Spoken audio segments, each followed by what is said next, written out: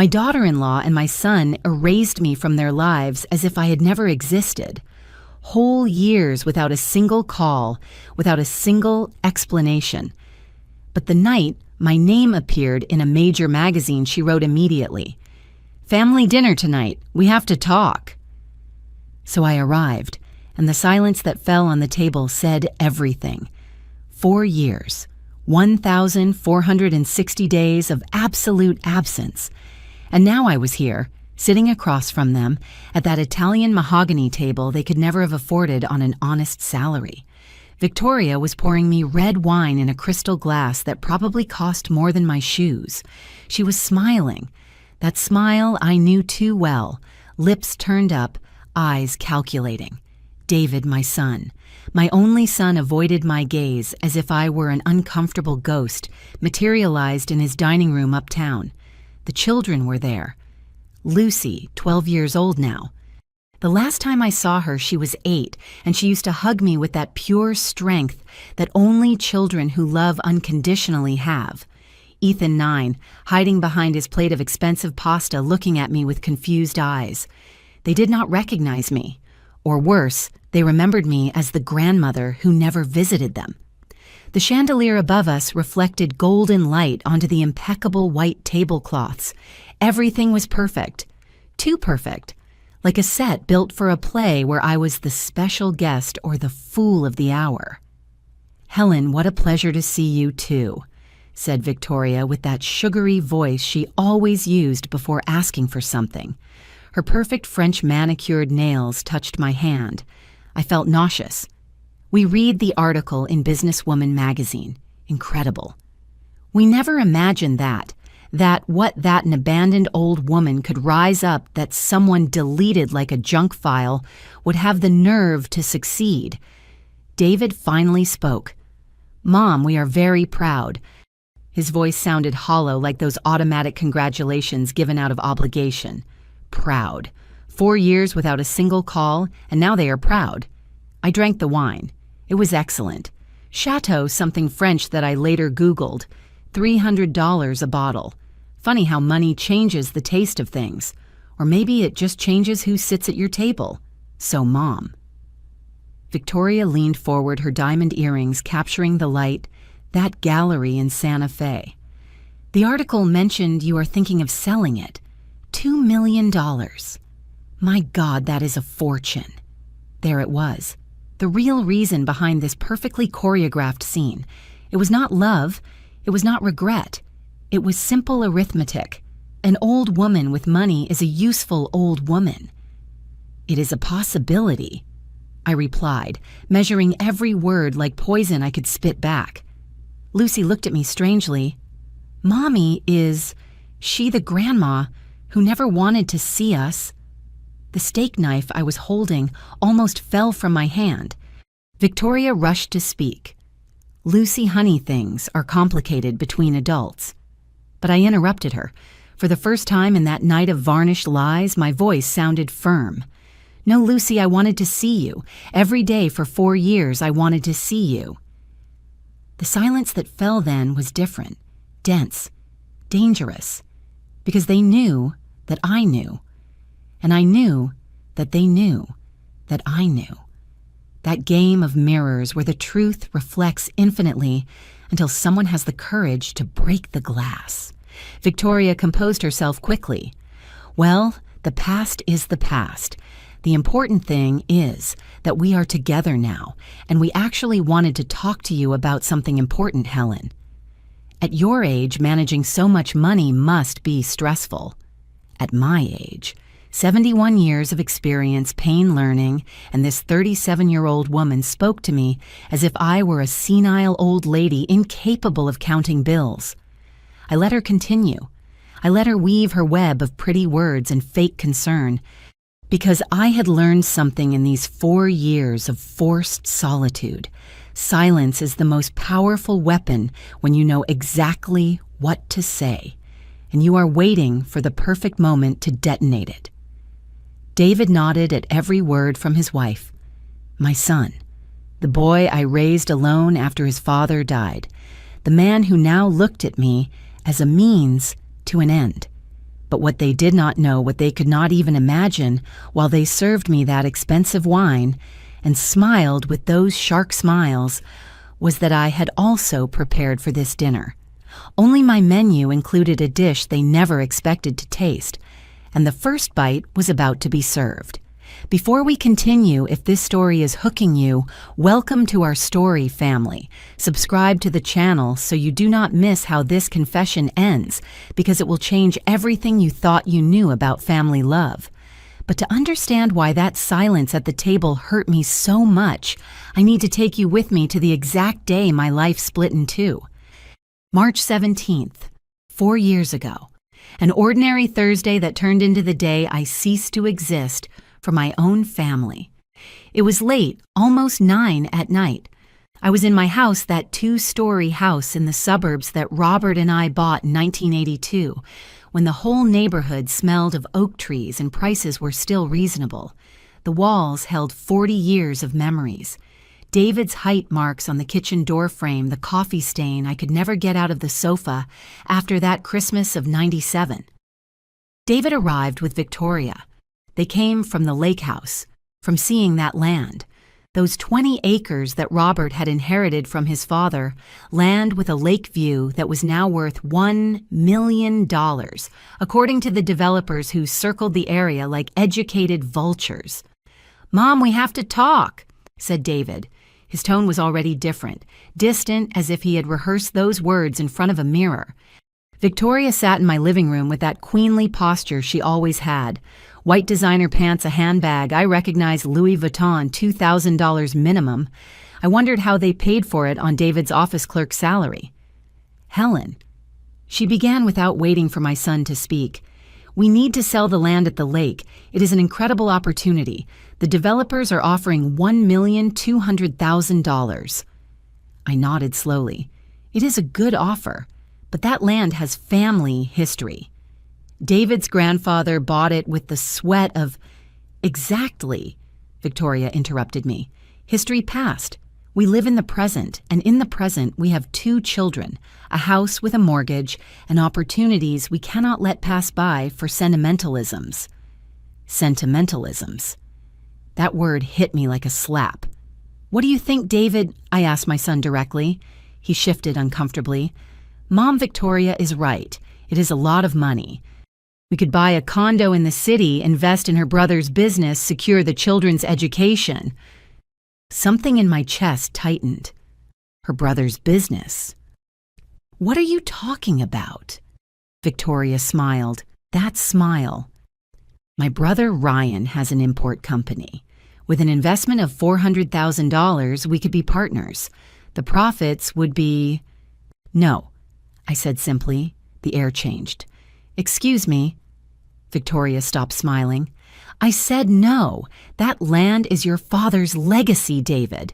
It is the only tangible thing left of him besides this house. If you want to sell it, that is your decision as the heir, but I am not going to bless you throwing it away on a business of someone I barely know." Victoria stood up. "See, I told you she would interfere. She always does. She always wants to control us, manipulate us with the memory of your dead father." Tears burned my eyes. "How dare you, Mom?" David finally spoke up. "Victoria is right. You have always wanted to control us. Since we got married, you have an opinion on everything. Where to live, how to raise the kids, what to spend money on. We are tired." I remained mute. My son, my blood, telling me that. "We need space." He continued, and the words sounded learned like a script. "Time to build our marriage without your influence.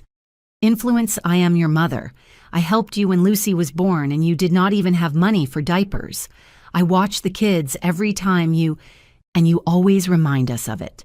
Victoria cut in sharply. "Every favor comes with an emotional price tag. We are in perpetual debt to you." The room was spinning. "If that is how you feel, if you think I am a burden, a nuisance—" "It is not that, Mom." David stepped closer, but without touching me. "We just need distance, some time." "How much time?" Silence. "How much time, David?" "Whatever is necessary. And just like that, like someone canceling a magazine subscription, like someone blocking a spam phone number. They left. I heard them arguing about something in the car before driving off. Victoria was talking fast, David was nodding. That was the last time I saw my son for 4 years. I tried calling the next day. Blocked. I sent a text message. Gray checkmark never delivered. I went to their house in the suburbs. They did not open the door even though I saw the curtains move. My grandchildren, Lucy, Ethan, disappeared as if I had never been their grandmother. As if all those afternoons reading them stories, teaching them to bake cookies, singing them lullabies had been deleted with a single click. Birthdays passed, Christmases, Mother's Day. I was alone in that big house making coffee that no one drank, setting the table for ghosts. The depression came like a thick fog. There were days when I did not get out of bed, nights when I dialed David's number just to hear the busy signal and remember that he existed somewhere breathing the same air but choosing not to share it with me. But what they did not know, what they never imagined, was that Robert had left me something more than memories and a house in the suburbs. He had left me an ace up my sleeve, a forgotten place in Santa Fe that not even David knew existed, and that place would become my resurrection and their biggest miscalculation. There are secrets that weigh like stones in your stomach, and I was keeping one that not even my own son knew. When Robert died 6 years ago, cancer took him in 3 brutal months. It was so fast that we barely had time to mourn before we started counting inheritances. The notary, Mr. Franklin, gathered us in his office downtown, David, Victoria, and me. The properties were clear. The house in the suburbs in my name valued at $500,000. The land at the lake in David's name, direct inheritance from his paternal grandfather. Some savings we divided up, everything clean, everything legal. But Mr. Franklin asked me to stay 5 minutes after they left. "Helen, there is something else," he said, closing the door. He took out an old brown folder, the kind that smells of ancient paper. "Robert entrusted this to me years ago. He said only you should know." Inside was a deed in my name, only in my name, for a commercial space in the historic center of Santa Fe, New Mexico, Canyon Road, number 47, bought in 1987 when Santa Fe was still that sleepy town before the tourists and artists discovered it, before the prices shot up to the sky. It was his father's carpentry shop, Mr. Franklin explained. Robert inherited it, but never used it. It was rented to a blacksmith for almost nothing, $50 a month. When the blacksmith died in 2015, it remained empty. Robert told me, "If something happens to me, this belongs only to Helen. Let her decide what to do. It is her freedom." Freedom. That word sounded strange to me then, sitting in that office smelling of stale coffee and legal documents. "Why didn't he tell David?" I asked. The lawyer looked at me with those eyes that have seen too many families destroyed by money. Because Robert knew his daughter-in-law and he knew his son. He said verbatim, "David is a good man, but weak of character. Victoria handles him like a puppet. If they know about this place, they will sell it for some stupidity, and Helen will be left with nothing of her own." He made me swear silence until after his death. I kept that secret like gold. I went to the place once, a faded colonial building, wooden doors eaten by termites, broken windows, inside dust, rusty tools, pigeons nesting in the beams, a beautiful disaster 15 feet wide by 60 deep with original ceiling beams from the 1700s. I did not see value then. I only saw work problems expenses. So I left it there locked with a new padlock, waiting without knowing for what, until they erased me from their lives. The first months after the abandonment were dark. I already told you about the depression, but there was a moment, one particularly cruel dawn in July, when I woke up crying from a dream where Lucy asked me why I had abandoned her. I got up shaking. I made coffee. I sat in the kitchen watching the sunrise filter through the dirty windows. I no longer felt like cleaning. And I thought, can I stay here dying slowly in this house full of ghosts waiting for my son to one day remember he has a mother, or can I do something Robert gave me without me understanding it? Then can I build my own life? I called Mr. Franklin at 8 in the morning. I want to do something with the place in Santa Fe. I don't know what, but something. He connected me with a young architect, Miranda, 32 years old, butterfly tattoo on her shoulder. Crazy ideas and energy I had forgotten existed. Miranda went to see the place and came back with bright eyes. Helen, this is a gem. Perfect location, authentic structure. Santa Fe is exploding with cultural tourism. We can do something incredible. I don't have much money, I warned her. We have creativity. That is worth more.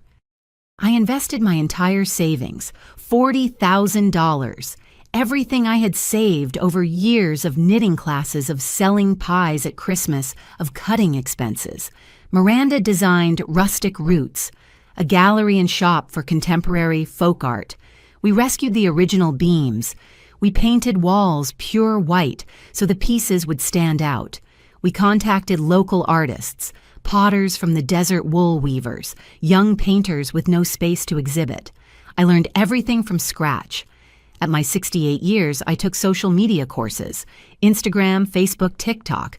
Miranda taught me with patience. Look here, you upload the photo, here you put hashtags. I made fun of myself stumbling with technology, but I learned. I learned to speak to the tourists. Good morning, this piece is handmade. The words came out clumsy, but they came out. I worked 12 hours a day, 70 years old cleaning, arranging, selling, smiling when inside I was still bleeding for my lost grandchildren.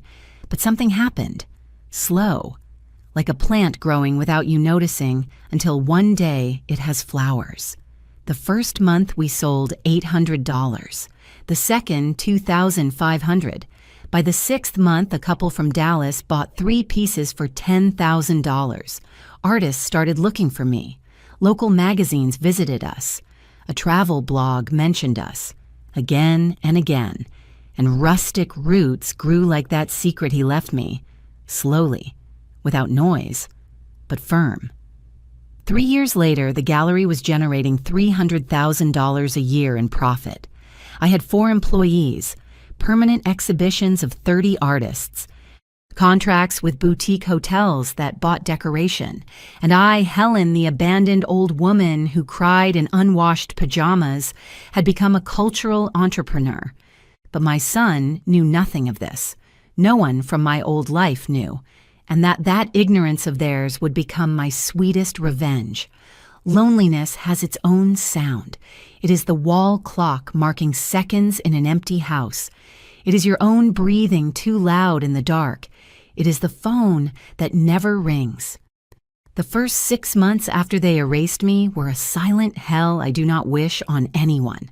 I turned 68 alone. I bought a cupcake at the corner bakery. The lady asked me, "Is your family not coming, Mrs. Helen?" I smiled with that smile that hurts your muscles. They are busy. She understood.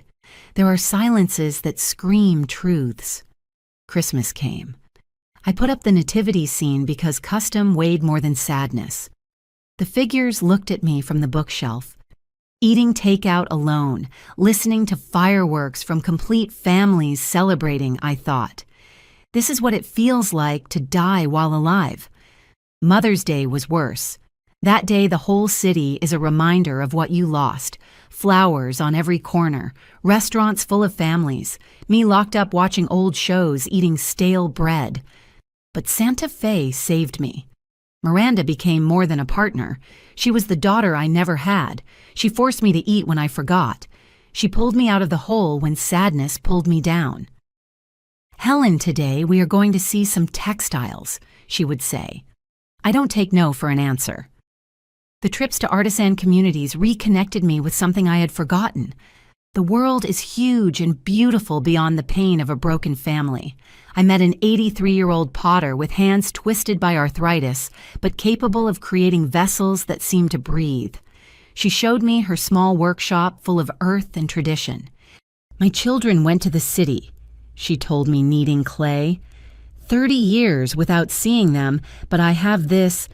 She pointed to her pieces. "I have my art. As long as I create, I exist." I cried there in that dusty workshop. She hugged me with those earthen hands. "Pain is clay, ma'am. You mold it or it buries you. You decide." I decided to mold it. I enrolled in art appreciation workshops. Me, who had only finished high school, sitting among young college students learning about muralists, about surrealism, about how art tells stories that words cannot. I took English classes. We were 8 ladies and a 75-year-old gentleman. I have learned. Yes, I had learned. I was learning that it is never too late until you give up. Social media was my private battlefield. Miranda opened an Instagram account for the gallery.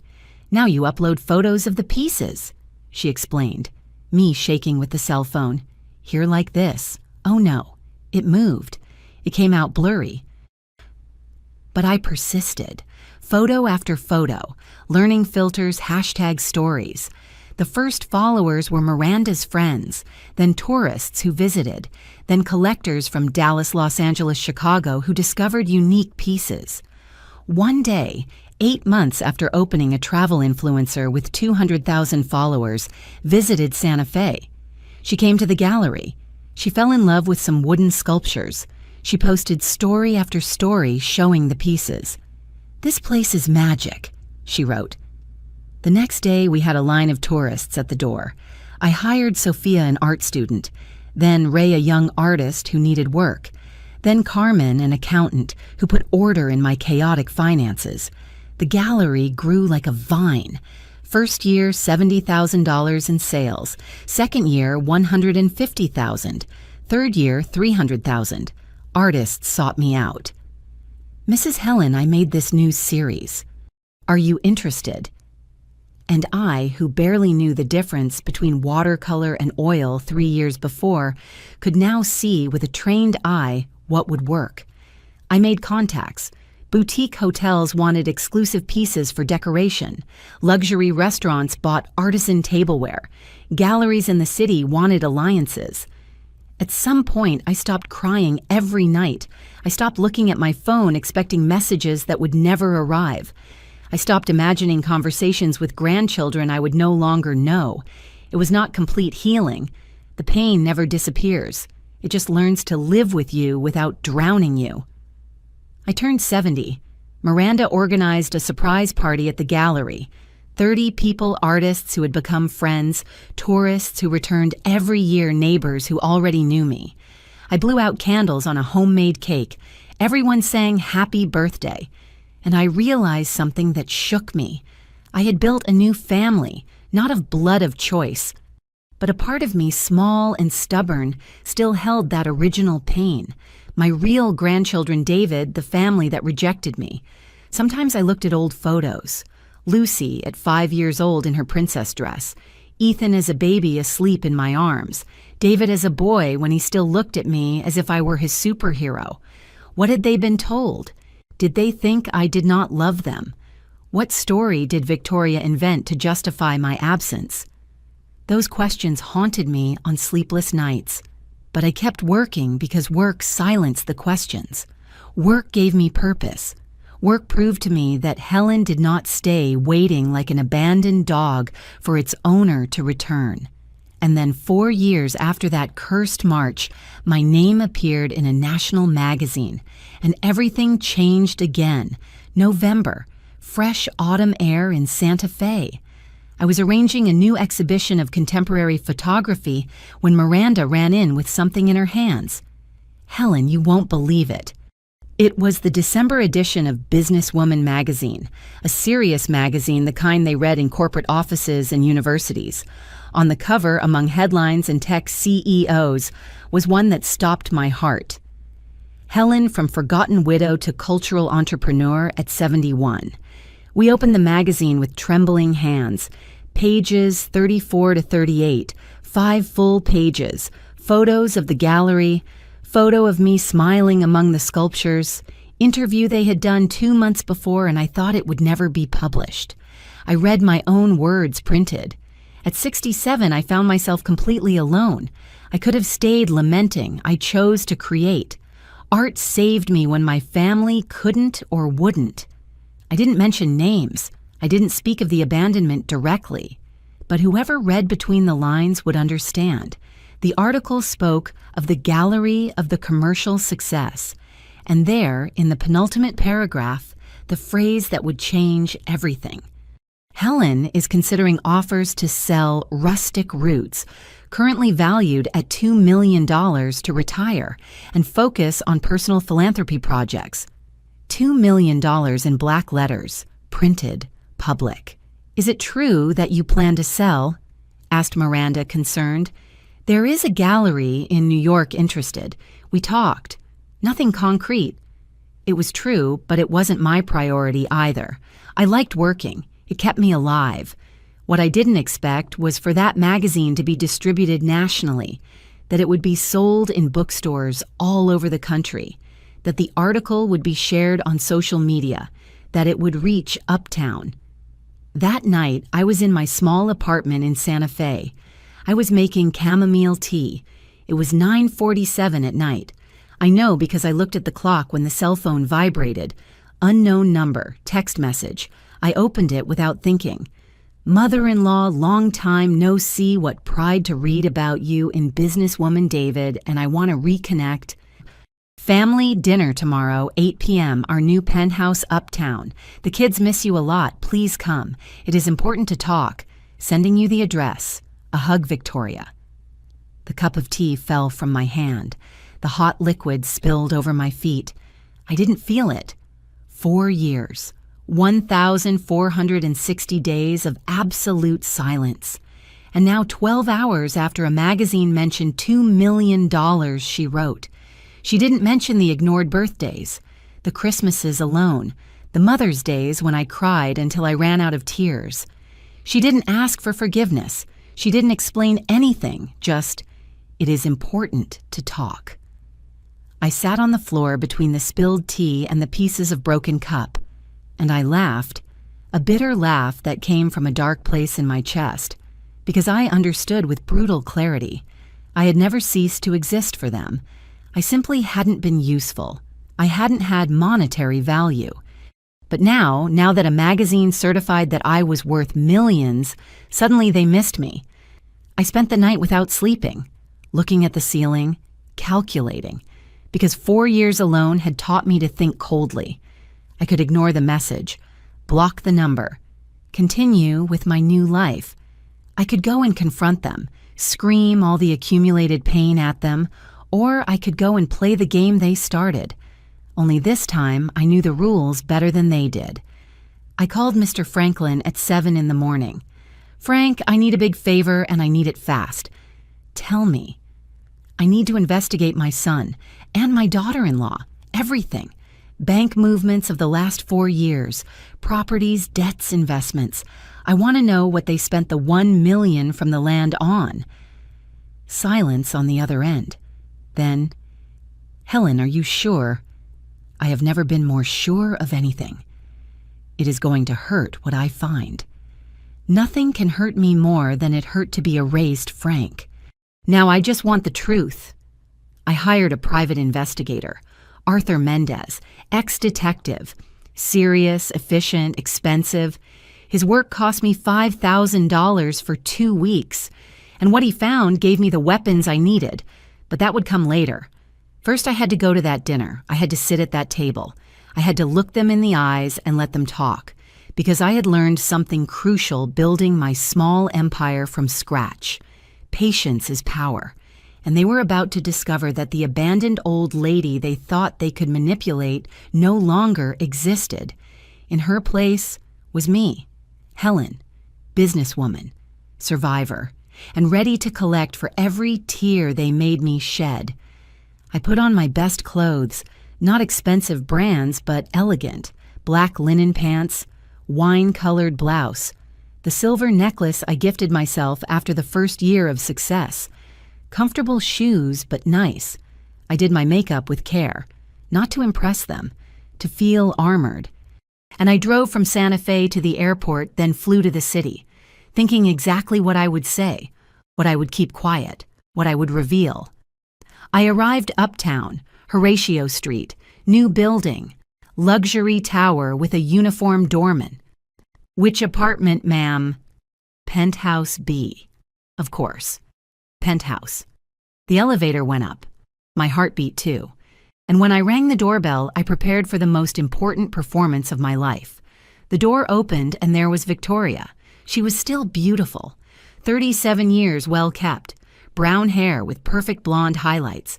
Tight black dress that screamed money. Those diamond earrings that captured the light like small fake stars. Helen, so good to see you. She hugged me. Her perfume was expensive. Chanel. I recognized the fragrance because a client from Dallas always used it. The hug was technical, without warmth, like hugging a department store mannequin. Come in, come in. David is finishing the salad. David cooking my son, who used to not even know how to boil water. The apartment was obscenely elegant. Italian marble floor, huge windows with a view of the park. Furniture I recognized from design magazines. Paintings that looked important but were probably reproductions.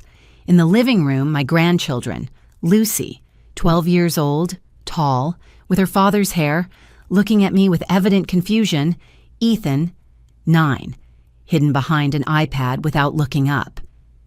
Kids, say hi to your grandma, Victoria ordered with a sugary voice. Hi, they said in unison, automatic, without emotion. It hurt me more than any direct insult. They didn't know me. I was a stranger in their life. 4 years is an eternity for a child. David came out of the kitchen. My son, 42 years old now, heavier than before, less hair, tired in the eyes. Mom, he hugged me. This hug had something different. Shame, maybe. David, you look good. You look different. 4 years change people. Uncomfortable silence. Well, let's sit down for dinner. Victoria broke the tension. I prepared something special. The table was set like for a magazine. Impeccable white tablecloth, porcelain dishes with gold rims, crystal glasses that must have cost what I earned in a month when I worked cleaning houses in my 30s. Victoria served red wine, Chateau something French. Afterward, I Googled it. $300 a bottle. To family. Victoria toasted, raising her glass. To reunions. We toasted. I drank. The wine was excellent. Taste of money and well-wrapped lies. The dinner began. Pasta with seafood, artisan bread, everything expensive, everything perfect. We talked about trivialities, the weather, the traffic in the city. Lucy talked about her new school, private bilingual school, $3,000 a month, minimum tuition. And your gallery, Helen. Victoria finally got to the point. We read the article. Incredible. We never imagined you had that entrepreneurial spirit. Entrepreneurial spirit. As if it had been a whim and not survival. I had a lot of free time these years, I said, looking directly at her. When you don't have family to attend to, work fills the void.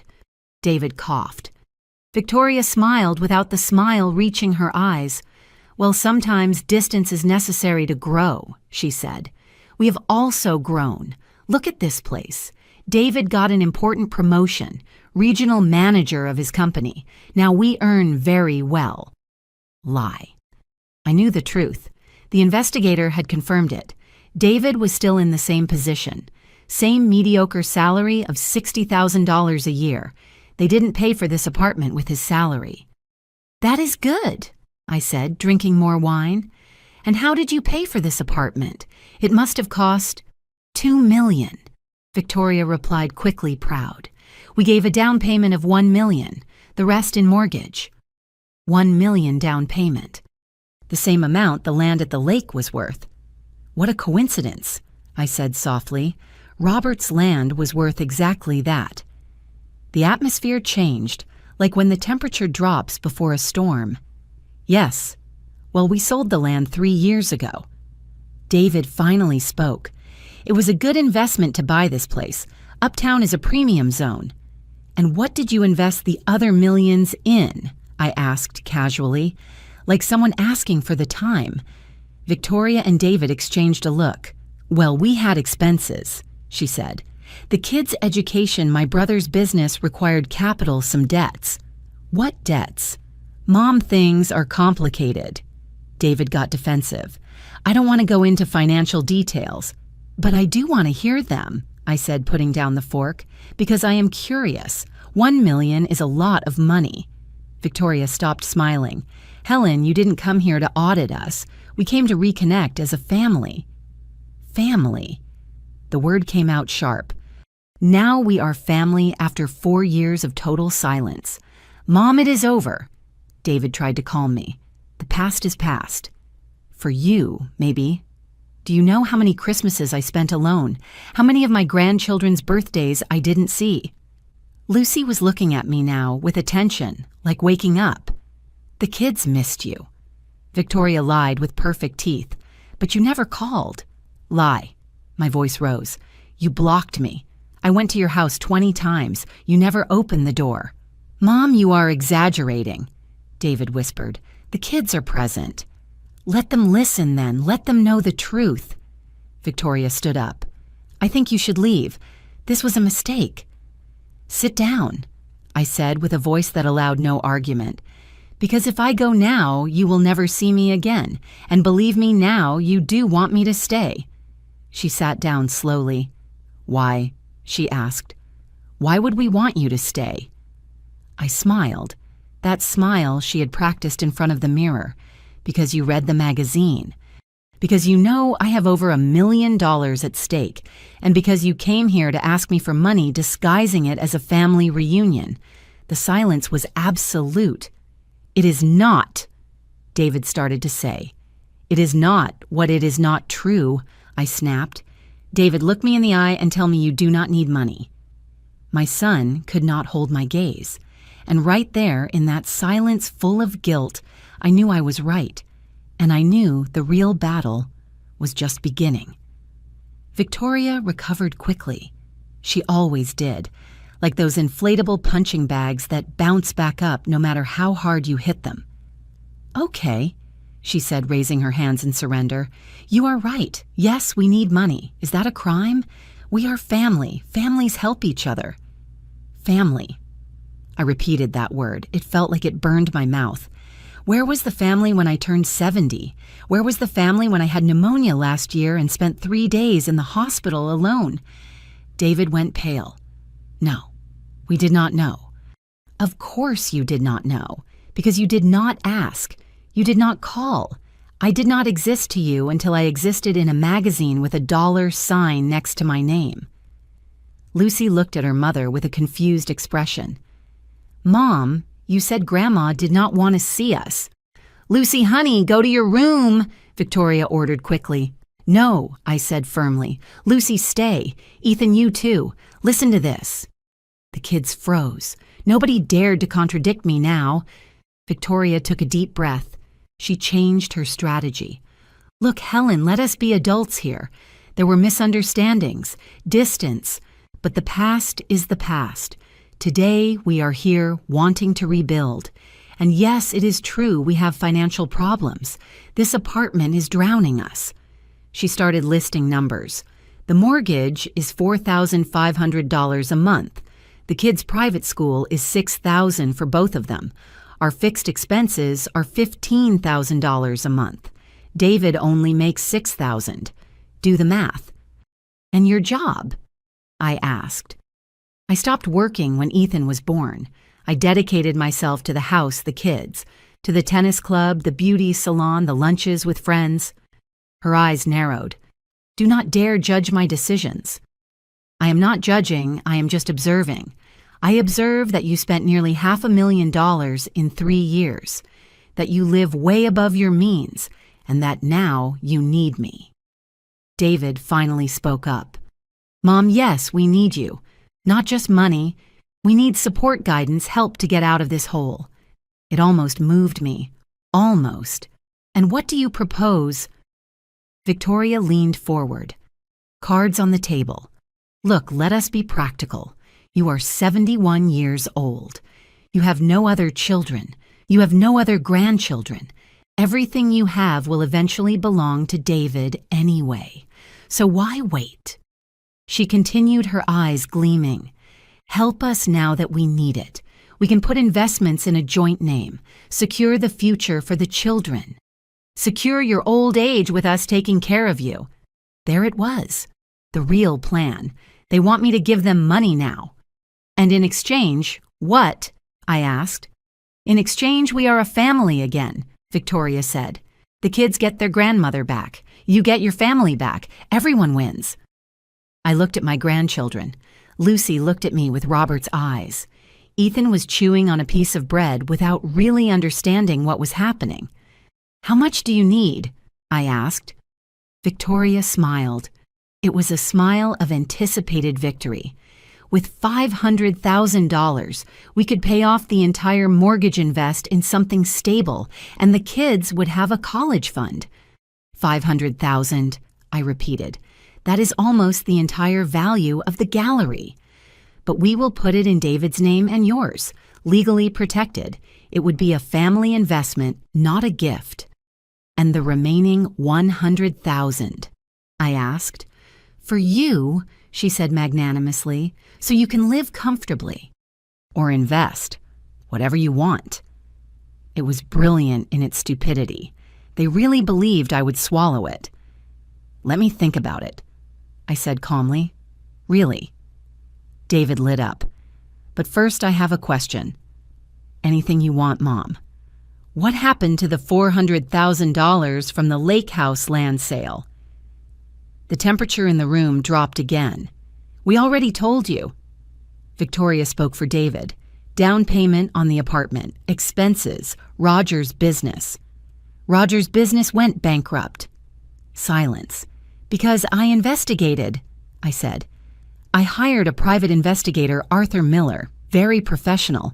It cost me $4,000, but it was worth every penny. David turned as white as a sheet of paper. He found some interesting things. I continued pulling papers out of my purse. For example, that the land was sold for $410,000. Correct, Victoria said tightly. But before selling it, you and Victoria forged documents making it look like Robert had debts with private loan sharks, debts of $115,000 that had to be paid urgently. Victoria stood up. That is a lie. We do not have to listen to this. Sit down, I ordered, or I swear to God I will call the police right now. She sat down. Those loan sharks never existed. I continued. The documents were forged. My lawyer reviewed them. Robert's signatures were made with software. The dates were impossible because Robert was already dead when he supposedly signed. David began to cry. Silent tears of a trapped man. The $115,000 went directly to a bank account in the Cayman Islands. In the name of Victoria Smith, I also found the wire transfers. Lucy Ethan go, Victoria tried to say. No, I shouted. They stay. Let them know who their mother is. The children were scared, but they did not move. Furthermore, I pulled out more papers.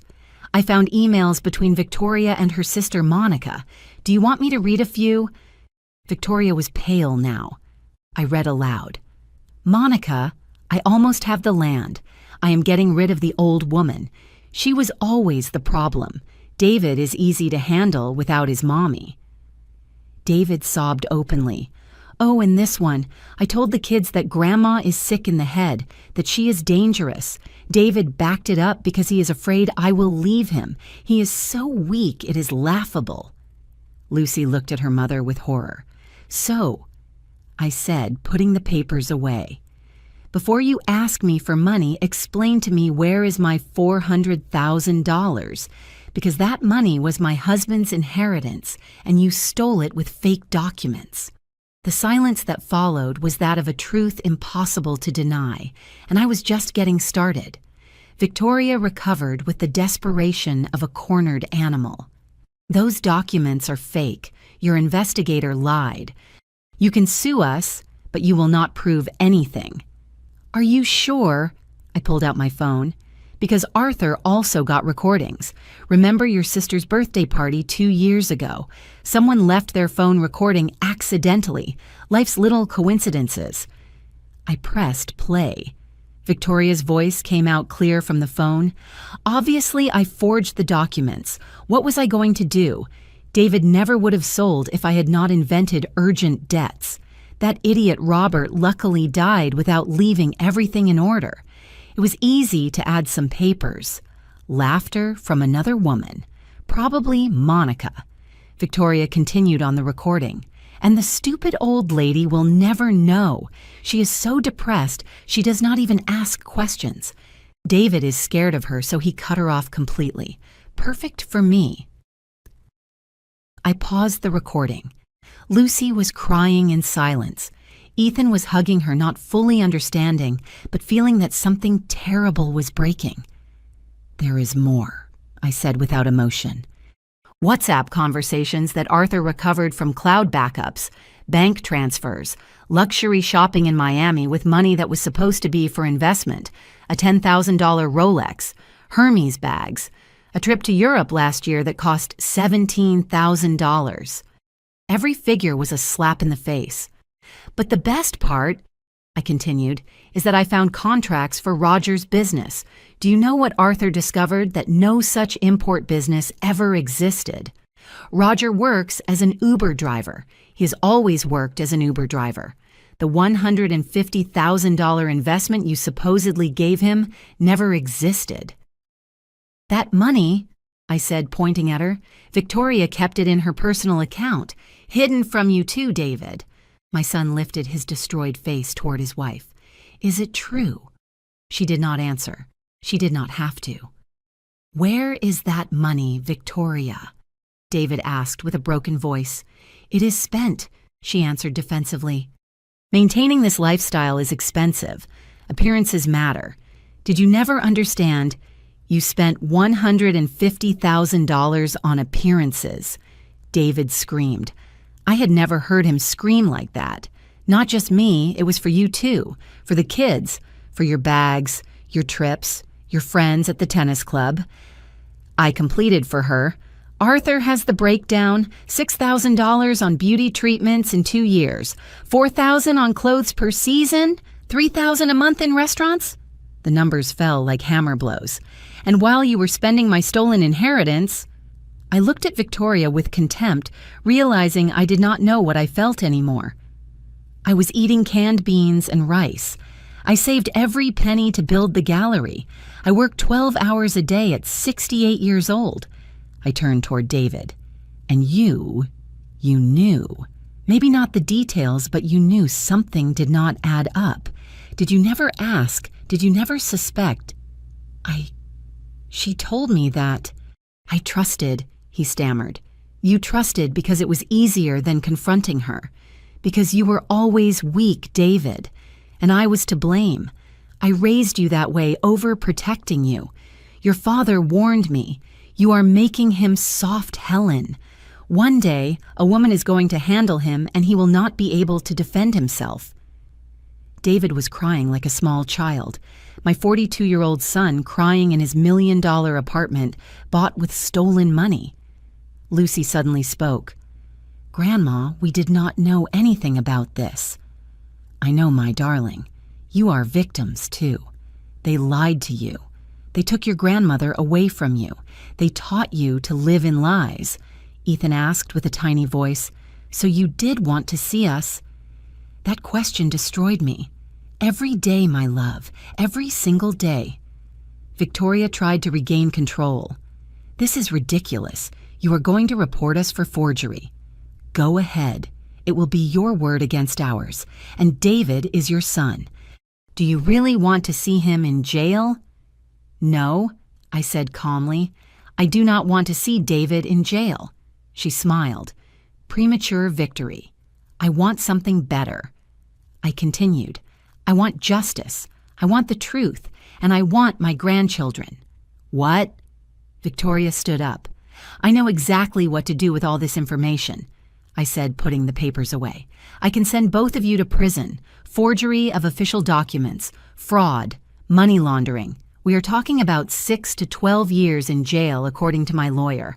Attorney Davis knows judges. This would move fast. The silence was pure panic. Or, I paused dramatically, we can negotiate. What do you want? Victoria asked, defeated. First divorce, immediate. You and David separate. He asks for shared custody of the children. You do not fight it. That is it. I am not negotiating, Victoria. I am dictating terms. Shall I continue? She nodded, hating me with her eyes. Second, this apartment is sold. The money from the sale goes entirely into a trust for Lucy and Ethan's education. I manage that trust. You two do not touch a dime. And where will we live? David asked. You will live in the house in the suburbs with me, with the kids. We will rent out your old house until you stabilize financially. And me? Victoria asked. You leave, wherever you want, but far away from my grandchildren. You will have supervised visitation rights twice a month in a public place. You cannot do that. Of course I can, because I have proof that you lied to the kids about me, that you psychologically manipulated them. Any family judge will agree with me, especially when they see you stole their grandfather's inheritance. Victoria looked at me with pure hate, but she was trapped. Third, I continued, you pay for therapy for the kids' family therapy for David out of your own money that you still have hidden. I do not have. You do have it. Arthur found another account in Switzerland this time. $400,000, money that David did not know existed either. David looked at his wife as if she were an unknown monster. If you accept these terms, I said, I will not press charges. You keep your freedom and a little bit of dignity. If you do not accept tomorrow morning, all of this will be in the hands of the district attorney. What do you choose? Victoria freedom with humility or jail with pride? Victoria looked at me with the eyes of a venomous snake that knows its head has been cut off but still tries to bite. You are destroying my life. No, I replied with a calmness that surprised even me. I am just setting boundaries I should have set years ago. You destroyed your own life when you decided to steal, lie, and manipulate. David, are you going to allow this? She screamed at my son. Are you going to let your mother humiliate me like this? David looked at her with the empty eyes of someone waking up from anesthesia and discovering something vital has been amputated. What do you want me to do, Victoria? Defend your thefts, your lies. The fact that you told my children their grandmother was dangerous. I did what I had to do to protect our family. You stole $400,000. David screamed, standing up. The kids shrank back. From my dead father, from my inheritance, and you lied to me for 3 years. It was the first time in 4 years I saw my son act like a man. Late, too late, but something. Victoria changed tactics. The tears appeared perfect, as if she had a faucet. David, my love, yes, I made mistakes, but I did it for us to give us the life we deserve, to give our children the best. The best thing would be to have an honest mother, Lucy said suddenly. We all turned toward her. My 12-year-old granddaughter standing there, shaking but firm. The best thing would be not living in lies. The best thing would be to have known my grandmother for these last 4 years. Ethan nodded without understanding completely, but feeling the gravity. Victoria tried to approach Lucy. Daughter, you do not understand adult things. I understand that you lied. Lucy stepped away. I understand that you told Grandma to leave the room, but then you told us she did not want to see us. I remember, Mom. I was 8 years old, but I remember. The silence was brutal. Victoria, I said, standing up. You have until tomorrow at 6 in the evening to decide. Accept my terms or I call Attorney Davis and this becomes legal. Here is my new number. I gave her a business card from the gallery. A WhatsApp message with the word accepted is sufficient. And if I do not accept, then we see each other in court, and believe me, with the proofs I have, you will not only lose your children, you will lose your freedom. I walked toward the door. Lucy followed me. Grandma, can we go with you? My heart squeezed. Not yet, my love, but soon. Very soon. Ethan also approached. He hugged me with the strength of a child recovering something lost. I missed you even though I did not remember you well. I cried then without control. I hugged my grandchildren in that luxury apartment built on lies, and I felt that something was healing. David approached. Mom, I'm sorry. I'm sorry for everything. I was an idiot, a coward. Yes, you were, I said without softening it. But you can redeem yourself. Start tomorrow, sign the divorce papers, sell this place, become the man your father would have wanted you to be. I do not know if I can. Then learn. At 42, there is still time. I left that apartment without looking back at Victoria. She was sitting on her designer sofa surrounded by fake luxury, completely alone. I went down in the elevator. I walked out to the street. The cold November air hit my face and I breathed deeply for the first time in hours.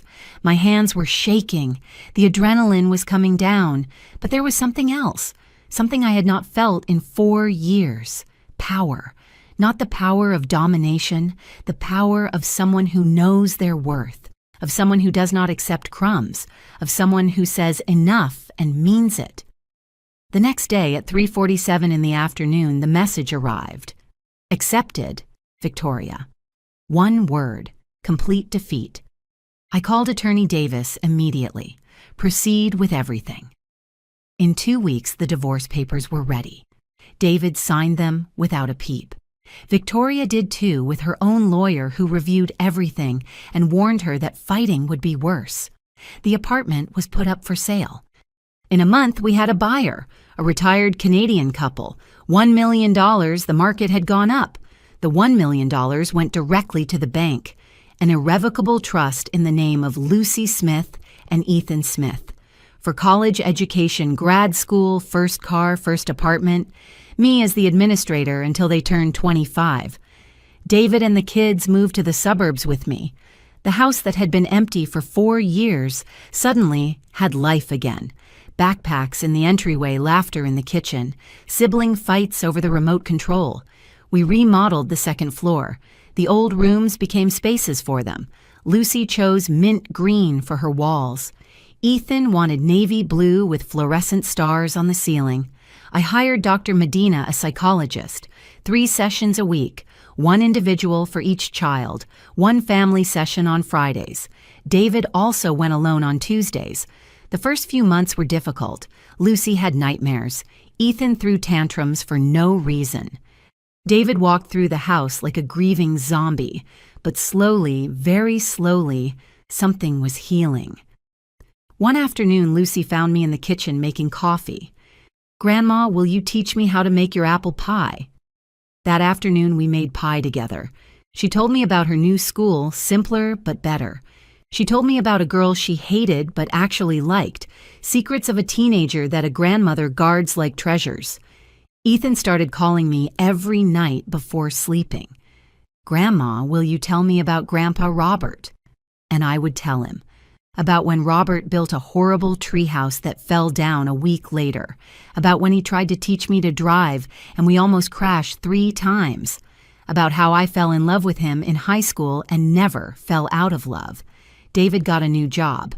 Less pay than what Victoria invented, but honest. Warehouse manager at a logistics company. $7,000 a year. Enough to pay his share of expenses at home. One Saturday, I found him in the garden pruning the bougainvilleas. "Your father planted those when you were born," I told him. "He said they would grow with you." He broke down. He cried like he hadn't cried since he was a child. I hugged him.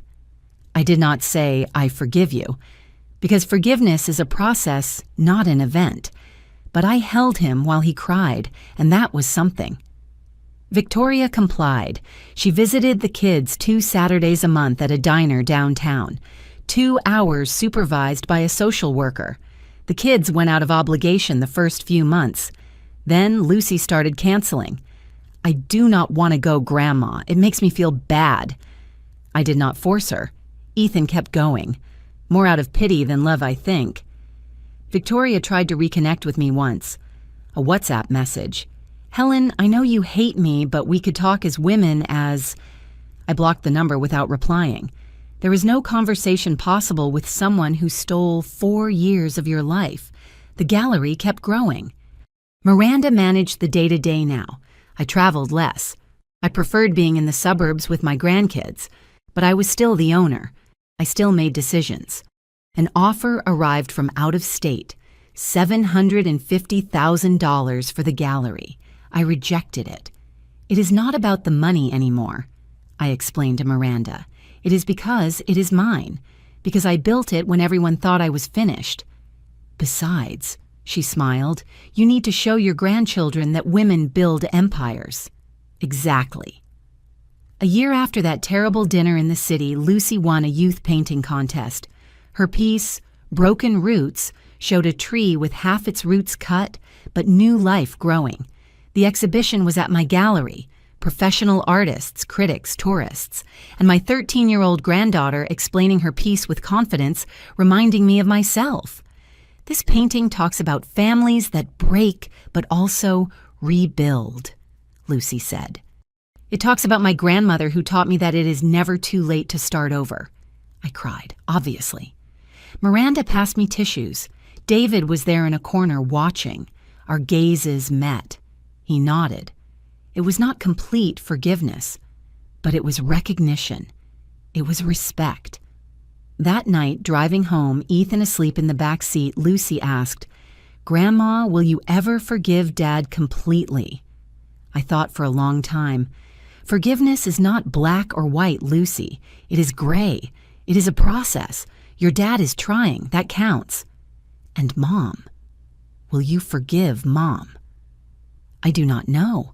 There are things that break something inside that cannot be fixed, but I do not live with hate. I live with boundaries, which is different. Lucy nodded as if she understood more than she should at her age. And driving through the streets of the city with my grandkids close with my life rebuilt, I thought, this is victory. Not perfect, but real. 18 months passed since that night in the city. Life found its new rhythm. Not perfect. Scars remain, but functional. Almost beautiful in its imperfection. David became a present father. Not the ideal father, but one who tries. He took Ethan to soccer on Saturday mornings. He helped Lucy with math even though he was always bad at numbers. He cooked on Thursdays. Badly, but he cooked. One night, making coffee after dinner, he told me, "Mom, I will never be able to give you back those 4 years." "No," I answered honestly, "you cannot." "Will you ever stop looking at me as if what? As if I killed something between us?" I put the cup on the table. "David, you killed blind trust, the idea that blood forgives everything. But we are building something new, more honest, less ideal, but more real." He nodded, tears in his eyes. "Is it enough? It will have to be." It was not the Hallmark moment people expect, but it was the truth. And the truth, even if it hurts, is better than pretty lies. Lucy flourished. She entered high school at a public magnet school. Excellent. Free. Without the superficial friends from her old private school. She made new friends, girls with plans, dreams, depth. One afternoon, she brought 3 of them home. They cooked quesadillas. They talked about feminism, art, politics. I listened from the living room, pretending to read. "My grandmother is an entrepreneur," I heard Lucy say proudly. "She has a gallery in Santa Fe. She started at 68. Her friends, impressed, asked for details. Lucy told my story, edited without the most painful parts, but the skeleton was there. That night, she hugged me before sleeping. "Thanks for teaching me that women do not need to be saved." "Who taught you that?" "You every day." Ethan was still the most affected. He was only 5 when I was erased. The memories were confused. Therapy helped, but it went slow. He had nightmares where Victoria took me away and I did not come back. He would wake up screaming. I would run to his room. I would hug him. "I am here. I am not leaving. Do you promise?" "I promise."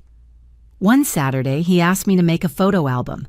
We looked for old boxes photos of when he was a baby, of when Lucy was born, of Robert, of the family we were. "Tell me about before," he asked, pointing at photos, and I told him, "This is when you were 2 and you fell off the slide. Your grandfather was more scared than you. This is your first Christmas. Robert dressed up as a horrible Santa." Rebuilding memory is artisanal work, slow, detailed, but necessary. The gallery had its best year, $200,000 in sales. We opened a second location in another artsy town. Miranda managed it. I was more of an investor than a worker now, but I still went, 1 week a month. The kids sometimes came along. Lucy helped in the gallery. Ethan ran through the cobblestone streets. We exhibited an incredible artist, Yolanda Martinez, a 63-year-old woman who painted about violence against women, but also resistance.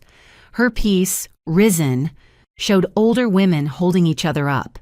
A museum in Texas bought it. $6,000, Yolanda cried. "It is more money than I have ever seen at once."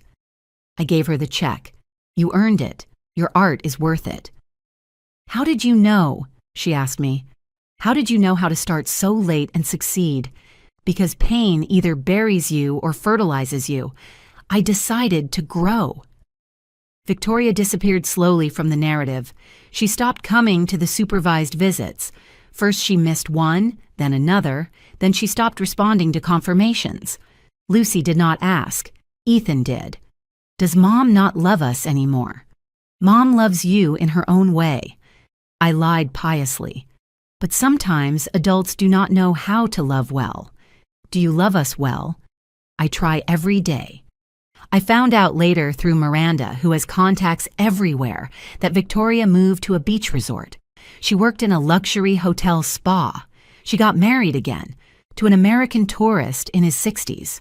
Obvious money. I did not care. Like when you finish a bad book, you close it and forget. Robert would have turned 78. I took the kids to the cemetery, the first time they had gone since they had a memory. "This is your grandfather," I said in front of the tomb, "the best man I ever knew." We cleaned the headstone. They put flowers. Ethan asked, "Is he mad at us for forgetting him?" "The dead do not get mad, my love. They only want the living to be happy." David was there, crying silently. "Dad, I am sorry. I am sorry for not being the man you wanted."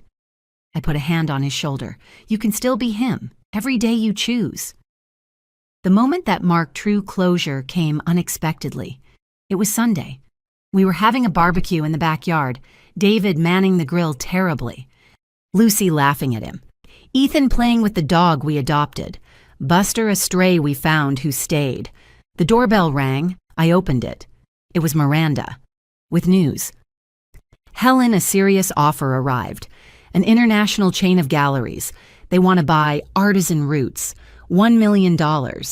They keep the name, the employees, you as a consultant, $100,000 a year for 5 years just for consulting.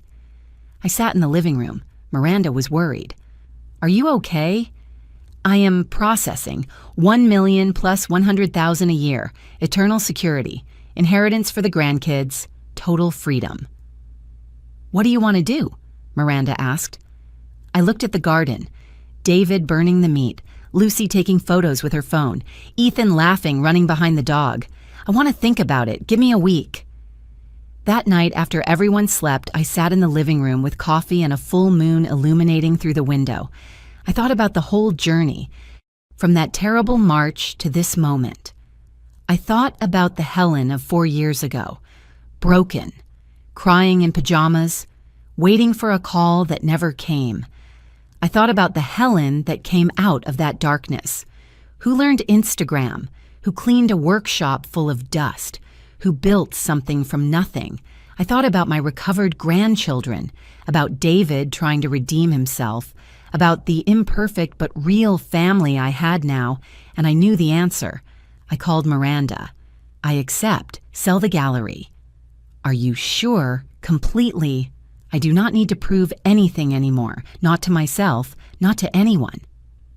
The sale closed in March, exactly 4 years after they erased me. The $1 million arrived.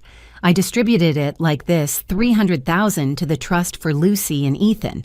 Their education was more than secured. even college abroad if they wanted. 100,000 for David, with a condition, complete therapy, stable job for 2 years, and never lending a penny to Victoria. 100,000 to the foundation I created, Women Risen, to support businesswomen over 60 starting businesses, scholarships training interest-free microloans, 150,000 invested to generate rent, my retirement, 350,000 saved for emergencies, for life, for whatever came. The day I signed the sale, I came home. David had prepared dinner, lasagna, horrible, burnt on the edges, but made with effort. "We celebrate," he said nervously. We dined, the 4 of us. Buster under the table waiting for scraps. Lucy raised her glass of water.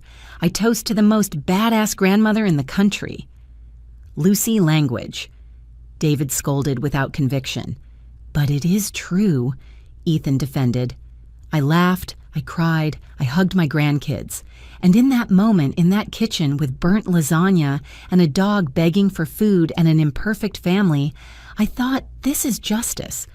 Not the kind you see in movies, not spectacular revenge with the villain completely destroyed, but the real kind, the kind that lets you sleep in peace, the kind where you recover what matters, where you learn who you are without needing validation from those who rejected you. Victoria took 4 years from me. I built an empire in that time. She lives at a beach resort with an old rich guy. I live with my grandkids and recovered dignity, who really won epilogue 1 year later. Lucy turned 15. She did not want a big party. She wanted an intimate dinner at the gallery in town. We invited 15 people, her high school friends, Miranda and the team, Ms. Claudia, the ceramicist who taught me that pain is clay, Attorney Davis, who handled everything legally, Dr. Medina, who guided us in therapy, and David, of course. Lucy gave a short speech. 2 years ago, I did not know who my grandmother really was. That had been stolen from me. Today, I know she is the strongest woman I know, and I want to be like her when I grow up, someone who gets up, who builds, who does not accept less than she deserves. Everyone applauded. I cried, obviously. Later, while we were cutting the cake, Ethan pulled my sleeve. "Grandma, will you take me to Grandpa Robert's workshop?" "What workshop, my love?" "The one he had in the backyard. Dad told me Grandpa was a carpenter." It was not a workshop. It was a little shed in the garden. But yes, Robert kept his tools there. I took him. We opened the rusty door. It smelled of old wood and time. The tools were still there. Saw hammer rusty nails, blueprints on yellow paper of projects he never finished. Ethan touched everything with the reverence of an archaeologist. "Can I learn carpentry?" "Why do you want to?" "Because I want to make something with my hands like Grandpa, like you, with the gallery." I hugged him. "Of course you can. I will find you a master carpenter." That night back home, I sat in the garden. The bougainvilleas Robert planted were immense. They covered half the wall. David came out with 2 cups of coffee. He sat next to me without asking for permission. We drank coffee in silence for 5 minutes. "Mom," he said finally, "I will never be able to give back what I took from you." "No." "Someday will you stop? Stop what David?" Looking at me like a son who disappointed you. I put down the cup. I looked straight at him. "I see you as a son who made a terrible mistake, who hurt deeply, but who is trying to fix it. It is not ideal, but it is something." "Is it enough you ask me that every month? Because I need to know." Then I answered differently this time. "Yes, David, it is enough. Not perfect, but enough." He cried. Again. My 43-year-old son crying in the garden. I hugged him. This time differently, without reservations, without that invisible wall. "I forgive you," I said. And saying it, I felt it was true. Not forgiveness that forgets. Forgiveness that acknowledges the wound but chooses not to live it every day. 2 months later, I received an unexpected letter from Victoria, handwritten, from the beach resort. "Helen, I do not expect a reply. I just need to write this. You were right. About everything. I was manipulative, a liar, a thief. I destroyed a family because I thought money was the only thing that mattered. Now I live here, married to a man who gives me everything material, and I am emptier than ever. My children do not call me. When I call, they speak briefly. Forced. I lost Lucy and Ethan completely. And the worst part is knowing it is my fault. I do not ask for forgiveness. It would be absurd. I just wanted you to know that you were right. Money buys nothing real, and I traded everything real for money. I hope my children are happy with you. I know they will be, because you know how to love for real. I never knew how. V. I read the letter 3 times. I felt nothing. Not satisfaction, not pain, not even pity. Just emptiness where there used to be hate. I put the letter in a drawer. I did not reply, but I kept it, because it was closure. Confirmation that justice is not always loud. Sometimes it is silent. It is seeing that the person who hurt you eventually hurt themselves more. Today, writing this, I am 73 years old. The Women Risen Foundation has supported 43 older businesswomen. 3 of them already have businesses generating over $50,000 a year. Lucy studies art at the State University. She still lives with me. She is in no rush to leave. Why would I go? Grandma, my family is here. Ethan learned carpentry with Mr. Zeke, a 78-year-old master. He makes beautiful furniture. He already sold 4 pieces. He is 14 years old. He also has a new partner. David does, Gabrielle. Divorced. 2 kids. A quiet woman who cooks well and does not ask for what she does not have. They get along well. Slow. No rush. I still consult for the gallery twice a month. I keep learning. I took a photography class last year. My photos are terrible, but fun. I travel when I want. I went to the Grand Canyon 3 times, to Yellowstone, to the coast. The country is huge and beautiful, and I have time now. I go out with a gentleman sometimes. Alfred, retired architect, widower. We have coffee on Thursdays. We go to the movies. Nothing serious. Pleasant company. Life is not perfect. There are days my back hurts. Days I miss Robert with a force that doubles me over. Days loneliness weighs heavy, but they are fewer than the good days. The days where Ethan shows me a new piece of furniture he made. The days where Lucy arrives with friends and they cook in my kitchen. The days where Buster lies at my feet while I read. The days where I simply exist, in peace, in my house. In my life that nobody can take from me because I built it. They ask me sometimes in interviews for the foundation, what would you say to older women who are going through family abandonment?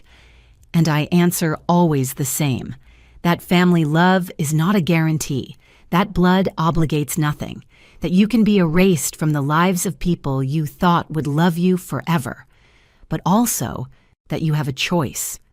You can stay in bed crying, waiting for them to return, dying slowly of poisoned hope, or you can get up, wipe your tears, and build something that is yours alone, so yours that nobody can ever take it away from you. It will not be easy. It will hurt. There will be sleepless nights and days of wanting to give up, but on the other side is dignity, peace, the certainty that you are worth more than what they made you believe. And believe me, that certainty is more valuable than any inheritance, any apartment in the city, any love you have to beg for. This is my story. It does not end with spectacular revenge. It ends with something better. Me knowing myself, respecting myself, living on my terms. They erased me as if I had never existed, and I was reborn as someone they can never erase again. Because now I know my worth. And that knowledge, sisters, is true power. End of call. Final.